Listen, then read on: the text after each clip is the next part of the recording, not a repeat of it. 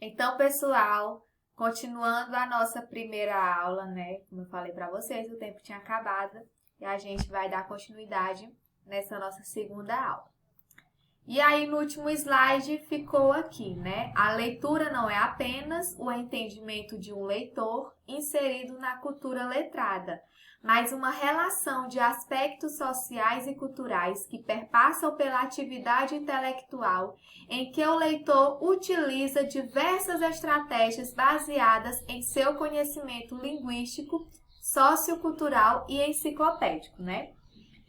Então, como eu falei para vocês no slide anterior, o ensino e as práticas de leitura institucionalizadas na escola e pela escola está diretamente ligado ao processo de escolarização, pois a presença do livro no espaço escolar tem elevado o número de projetos de leitura nas salas de aula, porém, ainda há, aquela dificuldade quanto à capacidade crítica dos alunos nas leituras escolares, tá bom?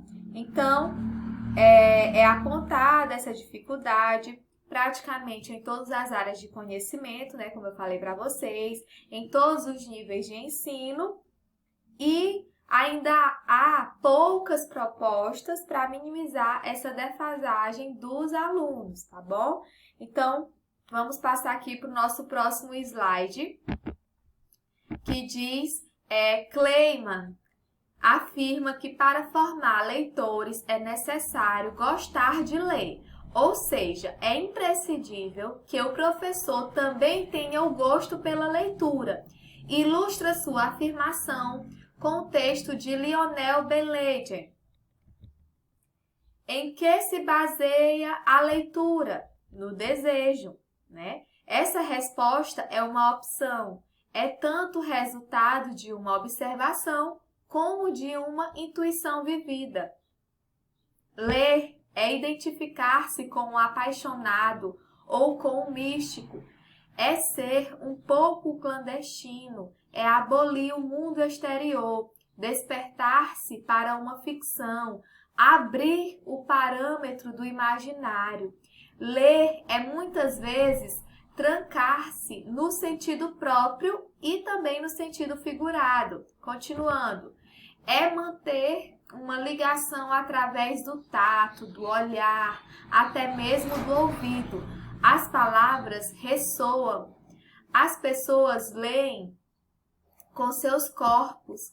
Ler é também transformando de uma experiência de vida e esperar alguma coisa, e um sinal de vida, um apelo, uma ocasião de amar sem a certeza que vai amar. Pouco a pouco, desejo desaparece sob o prazer, tá bom? Então, ler é uma prática social que se interliga a outros textos e outras leituras, ou seja, a leitura de um texto pressupõe em ações conjuntas de valores, crenças e atitudes que refletem o grupo social em que as pessoas estão inseridas. Continuando aqui no nosso slide, a leitura não é apenas o entendimento de um leitor inserido na cultura letrada, mas uma relação de aspectos sociais e culturais que perpassam pela atividade intelectual, em que o leitor utiliza diversas estratégias baseadas em seu conhecimento linguístico, sociocultural e enciclopédico. Kleiman justifica que a complexidade da sociedade moderna exige conceitos também complexos para descrever e entender seus aspectos relevantes. Tais conceitos abrem horizontes para compreender os contextos sociais e suas relações com as práticas escolares e não escolares. A aprendizagem acontece também em espaços não escolares, porque a presença da escrita muda de lugar para lugar, e o conceito de letramento surge como uma forma de explicar o impacto da escrita em todas as esferas de atividades e não somente nas atividades escolares, tá bom? Então, para experienciar esse prazer, é necessário que os professores dialoguem com suas práticas pedagógicas, buscando formas diferentes de despertar o desejo de leitura em seus alunos. É necessário, portanto, que os docentes conheçam teorias e estratégias de leituras pertinentes em textos diversos, independentemente da disciplina que está sendo ministrada, para que possa despertar nos alunos o senso crítico na tentativa de cessar a habituação de palavras, tá? Uma prática já existente de leitura nas escolas. Então, nós vivemos uma época em que a leitura decodificadora não é suficiente para suprir as necessidades sociais e de trabalho. É necessário, sim, ampliar esse conhecimento para as interações em diversos contextos e espaços sociais. A leitura e o letramento são elementos importantes da ação escolar. A necessidade de aprimorar o conhecimento da linguagem de forma sistematizada contribui para a interação dos alunos nos diversos contextos sociais, exigindo que a escola proporcione uma melhor formação escolar, tá bom? Então, diante disso, a intenção, né, é sempre vir, ou vocês, né, proporem um ensino não apenas de língua, mas de leitura, tá bom? Então, que tenha o objetivo de levar o aluno a adquirir níveis de letramento que lhe permita uma interação cada vez maior com a leitura e escrita nos usos possíveis de práticas sociais, tá?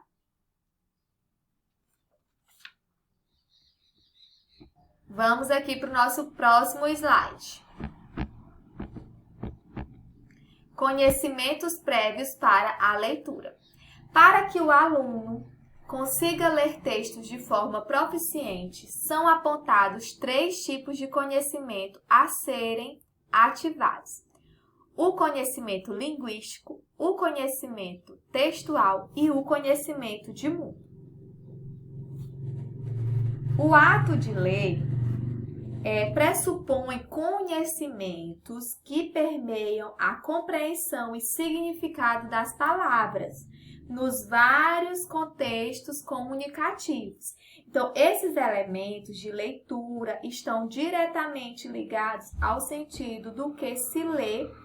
Por isso, alguns aspectos que constituem o ato de ler são processos que se caracterizam pelo conhecimento prévio que o leitor ativa ao realizar suas leituras. Ao conectar esses conhecimentos, a leitura perpassa os níveis linguísticos, os níveis textuais e de mundo, defrontando-os durante a leitura e o processo de compreensão desse leitor. Então, vamos aqui para o nosso próximo slide. O conhecimento linguístico é essencial à leitura, pois nele estão os sintagmas nominais que constituem a sequência linear do texto. Ter o entendimento dos conceitos das palavras, que as mesmas são semióticas e constituem sentido a partir de contextos, ou seja, o conhecimento linguístico desempenha um papel central no processamento do texto, tá? Então, é a partir dessa premissa que as palavras, elas são percebidas. A nossa mente está ativa, ocupada em construir significados e um dos primeiros passos nessa atividade, gente, é o agrupamento de frases, identificação esta, que permitirá que esse processamento continue até se chegar, eventualmente, à compreensão, tá bom? Então, a linguagem, reconhecida pelo conhecimento linguístico na compreensão de um texto, soma-se ao conhecimento textual e desempenha um papel importante na leitura, tá? Os textos são classificados em tipologias e gêneros diversos que possuem características e especificidades distintas, apresentando estruturas, seleção lexical, níveis de informação, uso de recursos linguísticos que constituem as marcas enunciativas. Tudo isso compõe a estruturação textual. Por essas razões, quanto mais conhecimento textual o leitor tiver, quanto maior a sua exposição a todo tipo de texto, mais fácil será a sua compreensão, tá bom? Então, vamos passando aqui. Para a compreensão plena da leitura, é necessário acionar também o conhecimento de mundo, que ativará o repertório de informações e inferências do leitor. Então, o conhecimento de mundo ou conhecimento prévio pode ser adquirido formalmente ou informalmente, tá? Tenham isso em mente. Nas experiências cotidianas e também nas práticas sociais. Esse recurso é quase sempre ativado quando é essencial na compreensão de um texto, pois, ao ativar a memória, as informações relevantes ao assunto a partir de elementos formais fornecidos no texto ativam as partes de um quebra-cabeça, que transformará a leitura em uma atividade de procura, significados e sentidos pelo leitor, tá bom? Então, gente, essa foi a nossa segunda aula, né, do nosso tema, História da Leitura e da Escrita como Práticas Socioculturais. A gente vai terminar na nossa terceira aula, tá bom?